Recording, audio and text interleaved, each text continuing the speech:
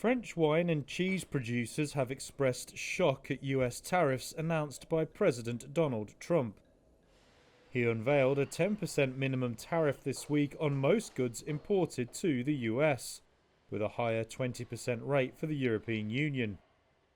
It's intensified a global trade war that threatens to drive up inflation and stall US and worldwide economic growth.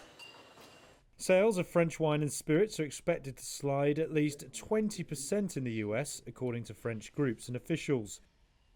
They also warned of mass layoffs in regions like Cognac, where French brandy is produced for export. CEO of Champagne Leclerc-Briand, Frédéric Zeimat, said the Champagne region could also have a real problem if tariffs continue.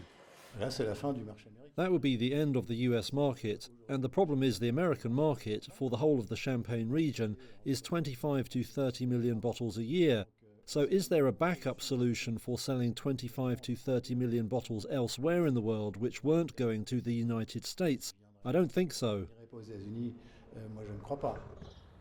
As well as buying millions of bottles of champagne, the US is the biggest export market for France's Bordeaux wine region.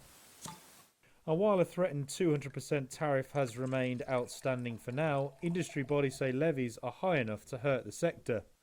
Also, the US market for French dairy products, including cheese, has doubled in the last 15 years. That's according to François-Xavier Houard, head of the French dairy lobby group FNIL.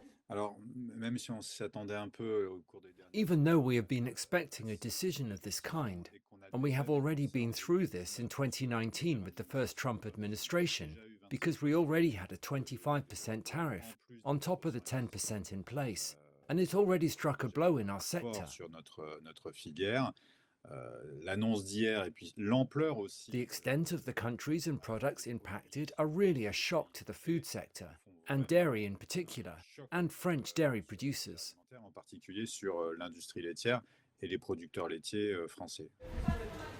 He added the US market for his sector was worth $388 million last year.